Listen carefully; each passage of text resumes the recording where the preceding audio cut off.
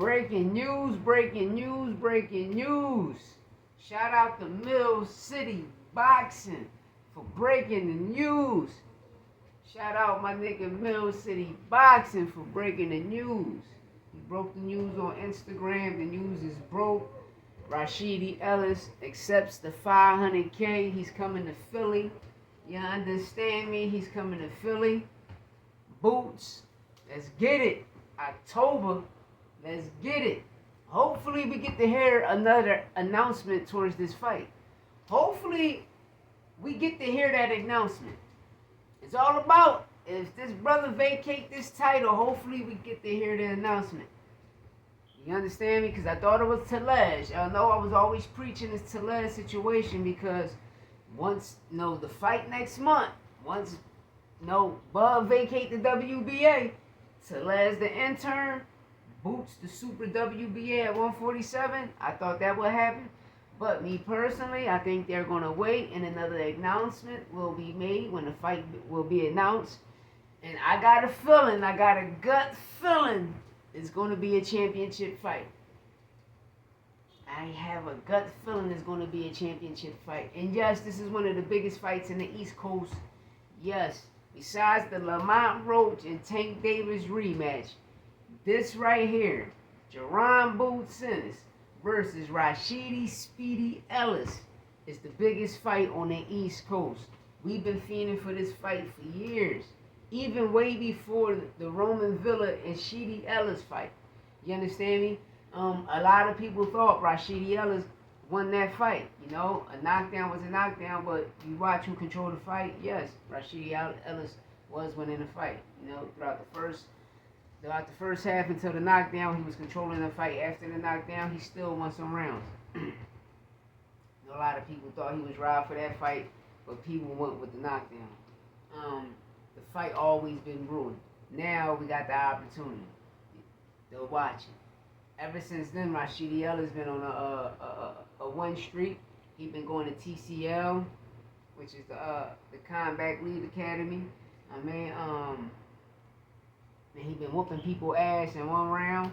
He put his hands on a couple Philly guys in one round. He been looking for boots. Shout out RASHIDI, standing tall. But listen, it's here. The fight's here. This is the fight to make. The fight is here. And I just hope that announcement, when it be made, it be the WBA title at 154. Ding!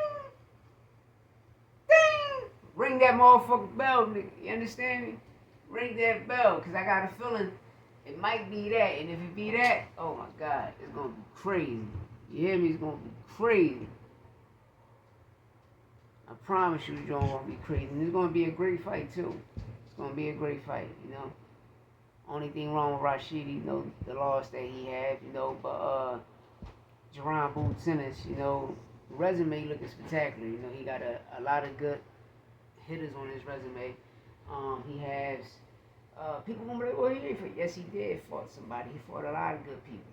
I can tell you don't know nothing about boxing. Why? Because you do not pay attention to the rankings. The only time you pay attention to the rankings is when you see a fight happen and then a person pull out.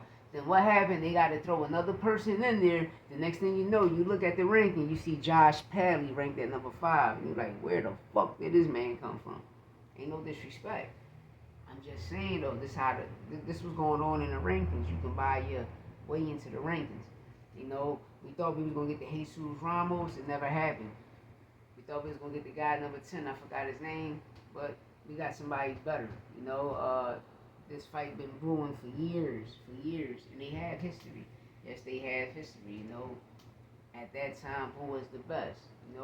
Prospect coming up. You had Boots, Virgil, RASHIDI Ellis,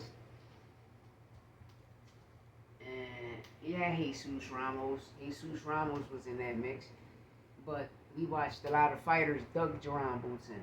2017, 18, 19, 20, 21, 22, 23. We watched, before 23, 23, we watched a lot of people dug Jerron Boots in.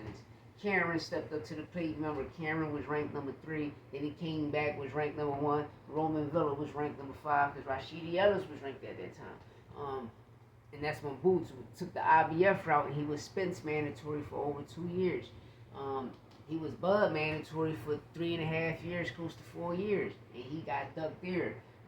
Virgil Ortiz, Boots was trying to get the Stanley fight, but Virgil Ortiz ended up winning the purse bid 4 times, and the fight fell off.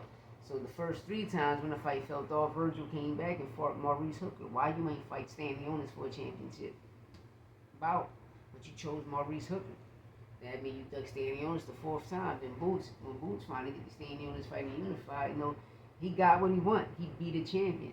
Even though he beat a champion before, who was an ex-champion, which was Sergey Limpinis. Jerron Boots-Ennis was the only fighter to stop Sergey Limpinis at the time. You feel me? But besides that, let me know what y'all think in the comments and hit that subscribe button. Just here to break the news. Out.